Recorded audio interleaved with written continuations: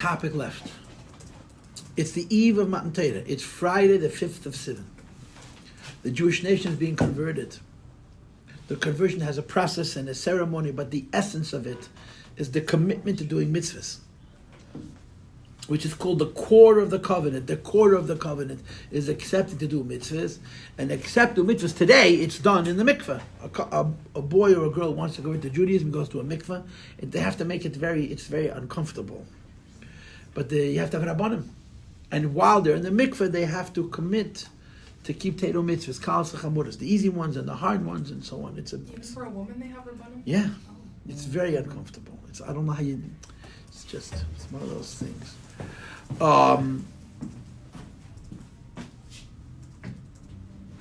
And the Jewish people said Nasa v'nishma. This was their massive event of conversion. Now, as I mentioned in the previous class, there was something deficient about their Nasa v'nishma because they hadn't got the Torah yet. But it's the basis for the idea. When a person becomes Jewish, or the concept of being a Jew, even if you're born Jewish, is predicated on a dedication and a loyalty and a commitment to being a Jew that puts Nasa before Nishma. We will do before we will hear. Now, I was born and raised in Lubavitch. I grew up at the Rebbe's feet. I heard the Rebbe speak hundreds of times, maybe thousands, hundreds for sure, hundreds of times. And the Rebbe talked about everything, right? And of course, he talked about Judaism, as the old expression goes. And of all the things in Judaism, the Torah is a pretty important one. And the giving the Torah is a pretty important part of that. And Nasa v'nishma is an important part of that. And for the life of me, I can't find the Siach and Nasa v'nishma. Not only can't I find an edited Siach, I can't find an edited Siach. I probably spent 5 or 6 hours looking for this. Literally. I can't believe it. I don't understand. The Rebbe has so many siachas on so many things where he flushes things out and opens them up and makes them into flowers of all the things in the world. There's many, many Maimorim on Nasa v'nishma, many. But I didn't want to do a Maimir. I want to do a Sicha because I know where the Maimorim are going. And I want something more basic. I don't want a mystical explanation. I want a practical explanation. Can't find it. It's hysterical. So as I told you this morning, after I got up 6 o'clock in the morning, it's all I did was look for Nasa v'nishma. And so I sent out a message to my family has a family chat, the Paltiel family chat. Then we have another family chat for shluchim. And then we have a family chat for my own boys. So I sent out a message to those two chats. Can somebody give me siches? So of course they were making fun of me. I mean, when people want to know where something is, they'll usually reach out to me. And the truth of the matter is, I got nephews that are very bright. But my brother sent me a message. You ask Yossi. Anyway, so they made a couple of efforts, and then they went to AI, and they sent me a whole feed out of AI. Most of what they found on AI, I already found, and I looked up. I opened up the books and looked inside, and it's so little. It's a paragraph. It's a half a paragraph. There's no expose by the Rebbe where he opens up the significance of the statement of Nasa v'nishma. I couldn't find it. Now, it's possible that someone can come along to mine and say, you stupid idiot, it's right here, and it's 15 pages, But I didn't find it, not in the Likutei Sichos. I even had a hard time with Teres Menachem. I cannot tell you how many books I opened this morning. I looked at the indexes, and I looked inside. So either they're not speaking about it at length, or it's mentioned in a very, very distinct context. I couldn't find a sikha that would allow me to teach you this incredibly important part of our birth as a nation. The nation of God linked to Nasa v'nishma. I can't find it. So I put these two pieces together. Okay, the first 2 pages and then the third page are from a sikha that Rebbe said in 1989. And the 2 pages after that are from a sikha that the Rebbe said in Yutas Kislev, of all things, in 1973. It's not what I was hoping for. It isn't. It's not. It's a few words here, a few words here, but it's enough words to allow us to flush out what it is that I would like to present. Okay?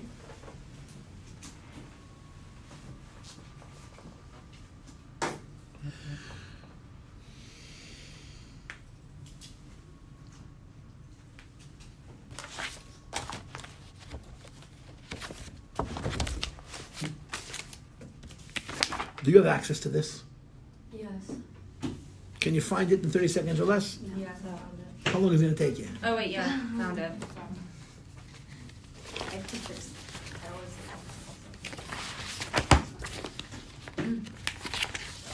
Okay.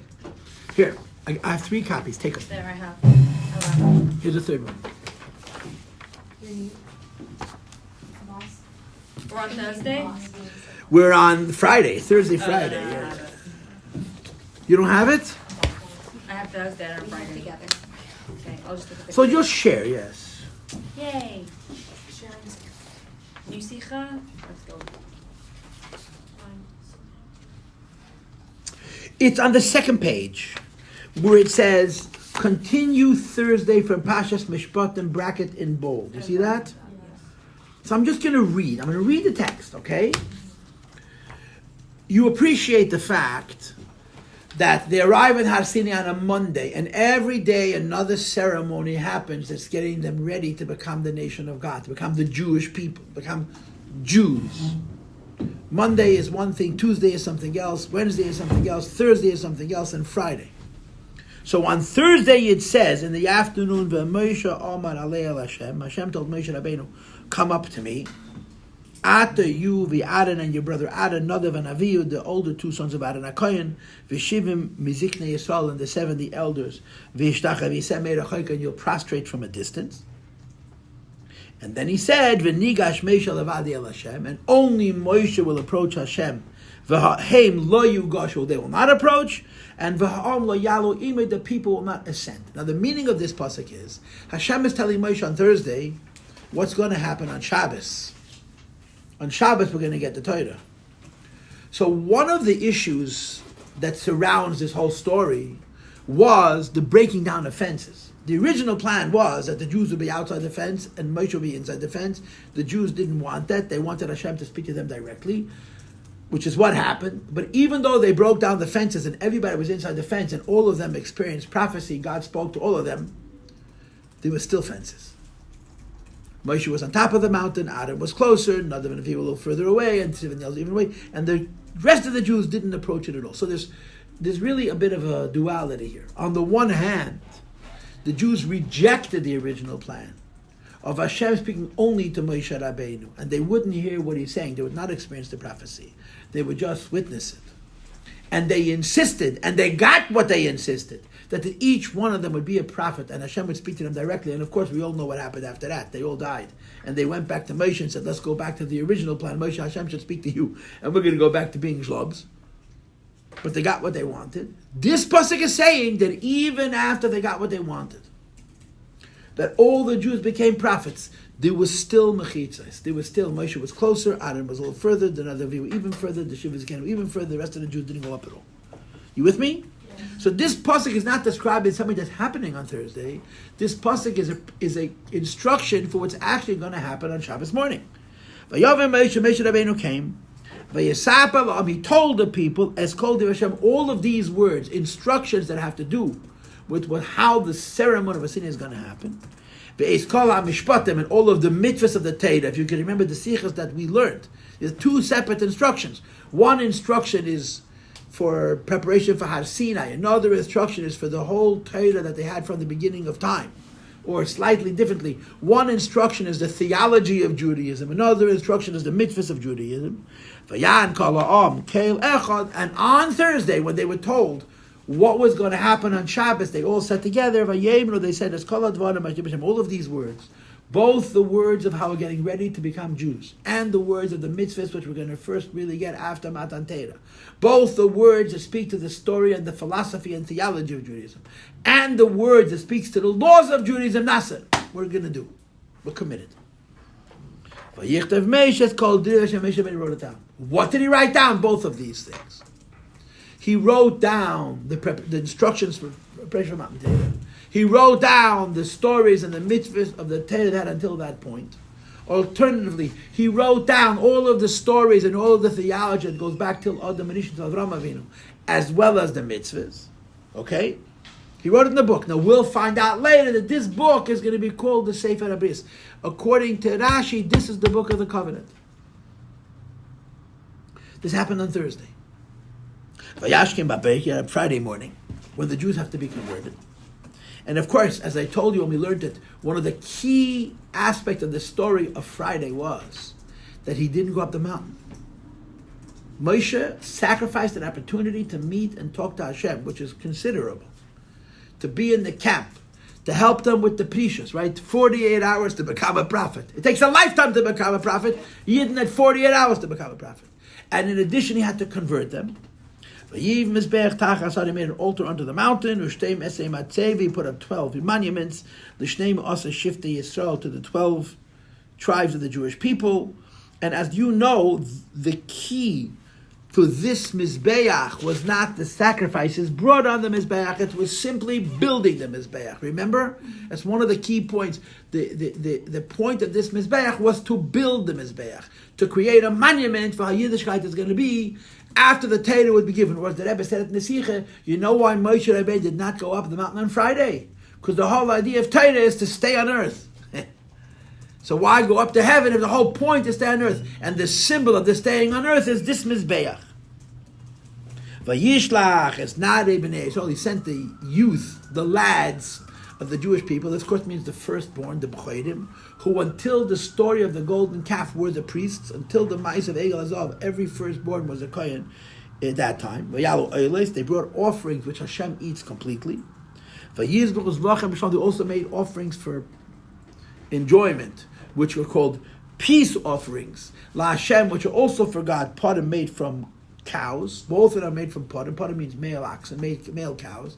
There's a pada, there's a parah. You know, usually it's a shoyd and a parah, a male ox and a female ox. Here it's a cow and a male cow because they're young. They're 2 or 3 years old. They're not fully grown up. Then there would be a shoyd. Okay? And half of these animals were oila and half of these animals were shlomim. And again, appreciate that this may be the first occasion in history where a person brought a korban to Hashem and he sat by the table together with the Eibishter and he ate meat. As I tell you all the time, because I just love this concept. Bringing a korban is not exclusively Jewish. A non-Jew can bring a korban. But a non-Jew who brings a korban has to give it away to Hashem completely. It is a sacrifice. Because you and God don't belong in the same place. Finished. You want to be Vavod Eibishter? You can. Sacrifice.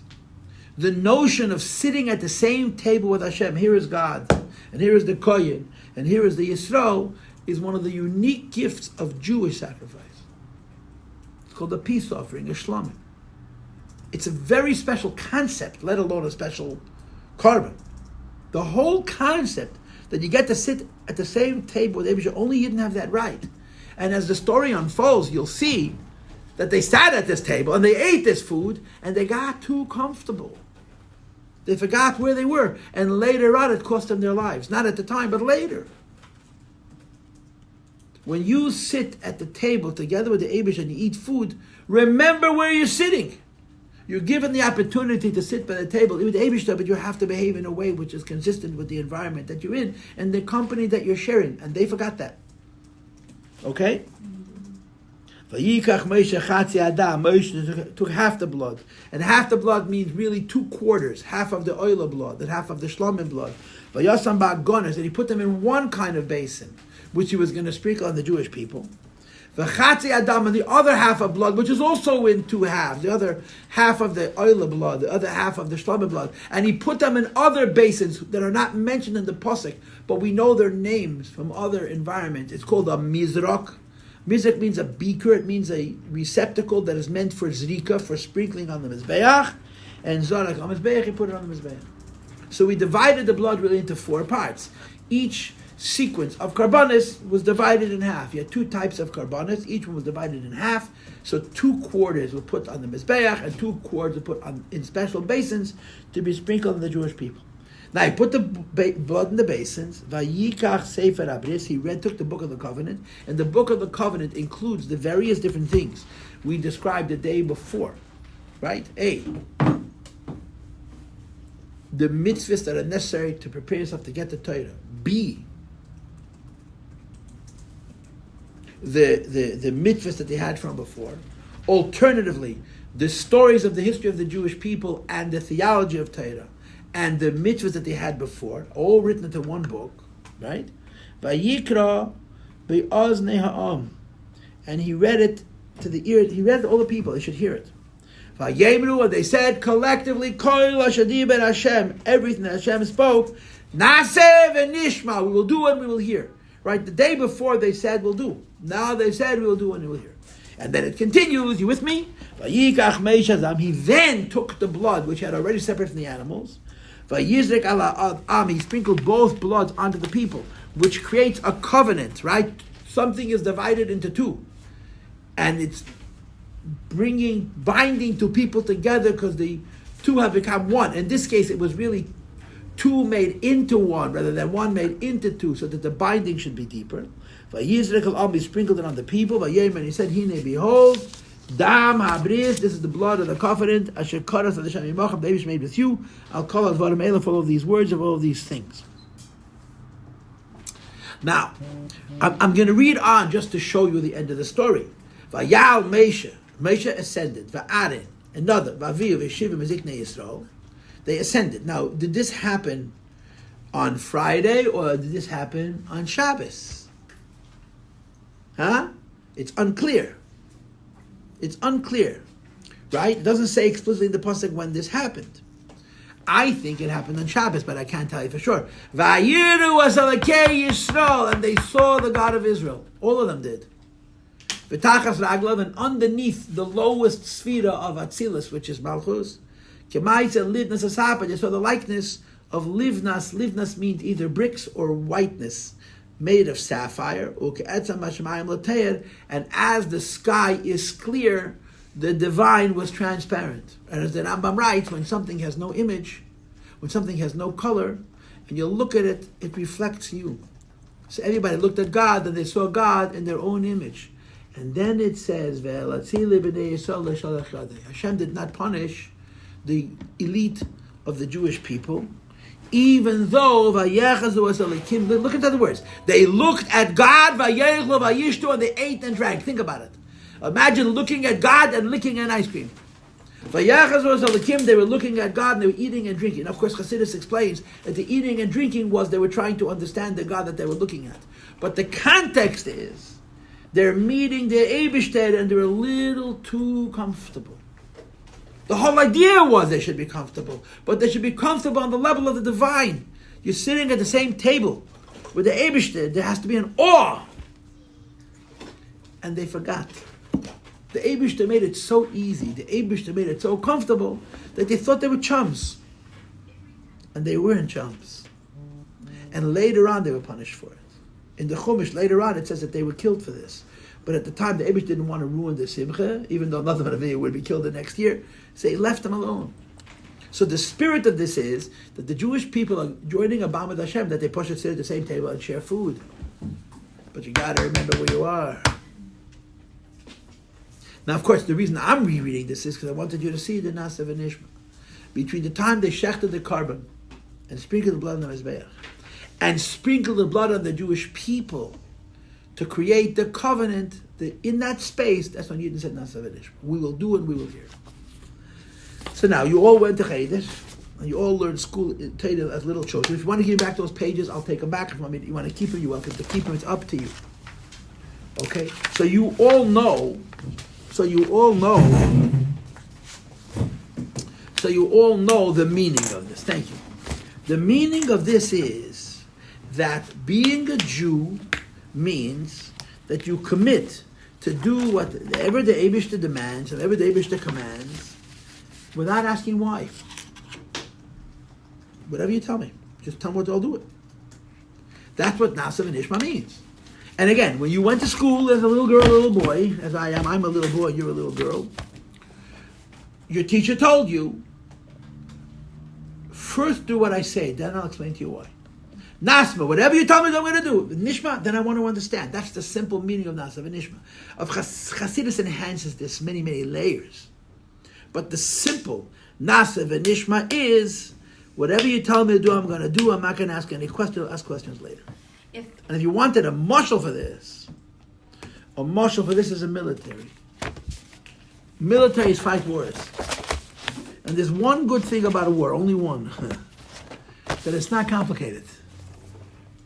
It's kill or be killed, period. Those are the stakes. So in a war environment where it's not complicated, no one cares about your feelings. You got to stay alive. The most important requirement of any military is discipline.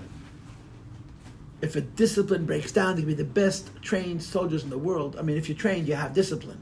And that army will capitulate, it'll fall to pieces, it'll be routed, they'll be shot in the back. You know what discipline means? Your superior is an idiot.